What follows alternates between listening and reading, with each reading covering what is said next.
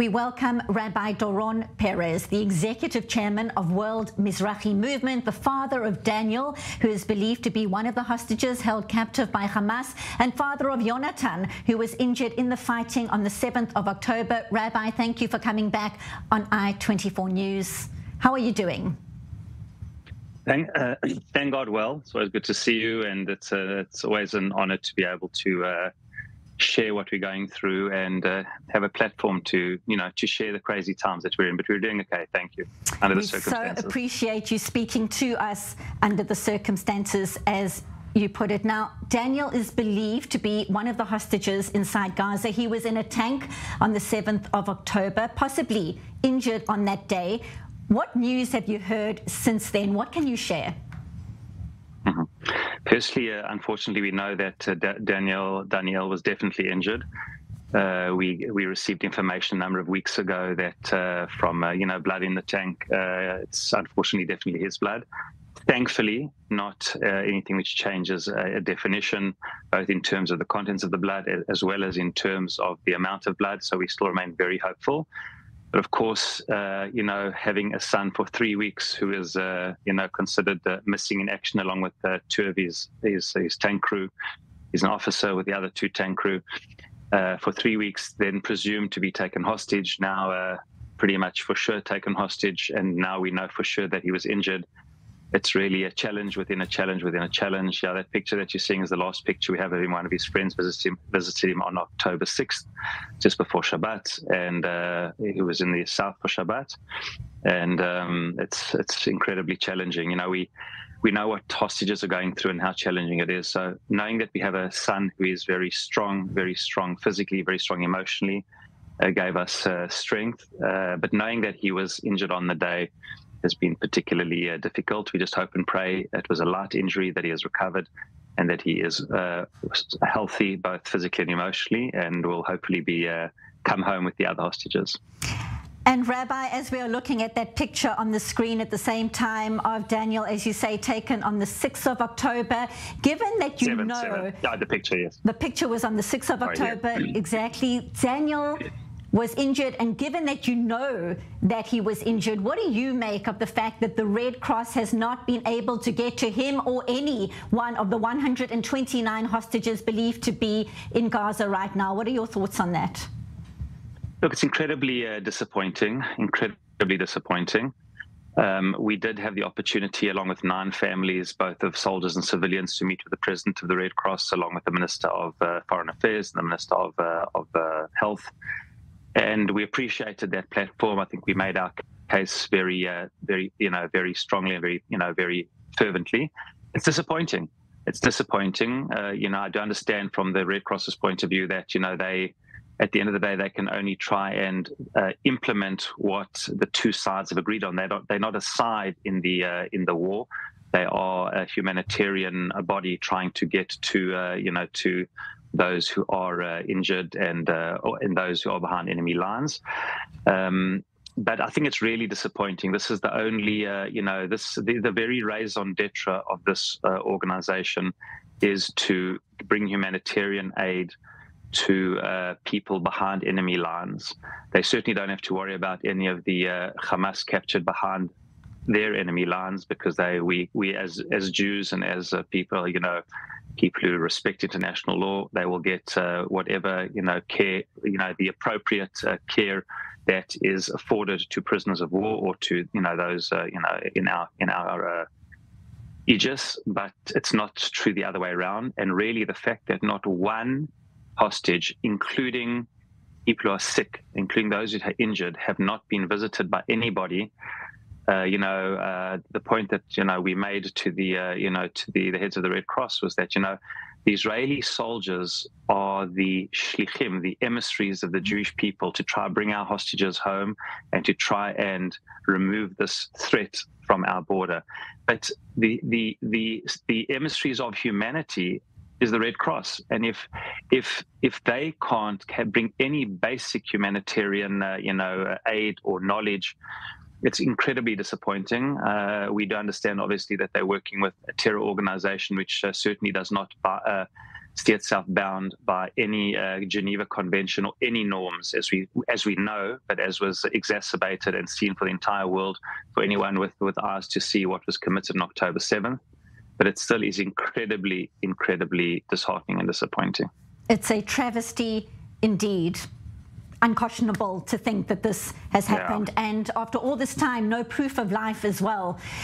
Rabbi, there are reports, as you well know, of a deal being discussed as we speak in Egypt. Much caution, of course, around those reports because it's not clear. There is no confirmation. The deal, though, is said to possibly involve the release of 40 hostages, women, children, and elderly men, but specifically not soldiers. Firstly, your thoughts on exactly that. And secondly, do you want that Red Cross visit to be something that is signed and sealed, so to speak, in the next deal, so that everybody who is being held captive is visited and their medical needs are taken care of? Absolutely. I'll start with the second point that you mentioned. You know, the previous hostage deal, in all its incarnations in Pia Mortis, was said, specifically in the deal, we were told by the Minister of Defense, was visitation by the Red Cross. Yet that didn't happen at all. Now, they didn't want to break the deal over it because then none of the hostages would have got out. So that it has to be, it's unconscionable, as you correctly say, that such a condition that has to be in the agreement. How can it be that those are all the hostages, but certainly those who are injured and ill, but all of them for sure, that absolutely should be. The question is not whether it's in there, hopefully, and I'm sure it will be. And the question is that how is it actioned? Right. That it must be actioned. I think that's a real challenge because it's a real challenge. In terms of the deal itself, you know, look, the one thing that I have learned in this incredibly impossible situation is that it's an impossible. There are impossible dilemmas over here, where so often the decisions are not between right and wrong or between good and bad, but just between different shades of moral gray and different shades of good and bad. What's good for one is not good for the other. You know, the one thing I've learned is you cannot stand in judgment of anyone, any family member who wants to turn the world upside down, to do anything to see their loved ones. Nobody should ever have to be in the position that we are, and therefore that is totally understandable. At the same time, the hostages who come out, it's an incredible celebration for their families and for many, not for those who remain behind. And also what gives me pause is I say there's no right or wrong here. If Hamas have a week or two to regroup and to re-booby-trap things, how many lives does that cost our soldiers? For every decision that we make, there's a repercussion. So from the vantage point of a family member of a hostage who's about to get out, nothing can be more important to do anything and everything to campaign and turn the world upside down to get our loved ones out. It's obviously, as a father of a soldier, it's challenging. We know that they aren't at the front of the line. We would love to turn the world upside down. That if there was to be a hostage deal, it should definitely include soldiers as well. But it has been explained to us. It's you know, even if Israel demands it, absolutely, the other side has to agree. We know that because of the precedent of the Gilad Shalit, again, without judging right or wrong, because all of these things have shades of complexity. But, you know, I suppose the opening salvo is 1,000 for one, for a soldier. And therefore, we are in impossible situations. And I think whatever is done is good for some and very dangerous for others. And therefore, I would like to maybe say two things in terms of this, the complexity. I would not want anyone to be in our situation as you know, parents and family members of any hostage, and certainly injured and sick hostages. And I certainly would not like to be in the position of the decision makers who have to make impossible decisions of balancing so many different factors which are impossible. And I just like to share with you that, you know, when I had the privilege of being a head of school in South Africa, I remember having a discussion debate with one of the parents, and the parent was turning the tables upside down to do everything what was right for their child. And I remember at that moment having a certain insight, and I said, you as a parent are doing exactly what you should. You want to turn the system upside down to do what is right for your child. But I said, sitting on the other side of the table as the head of the school, I have to also see what's good for all of the children.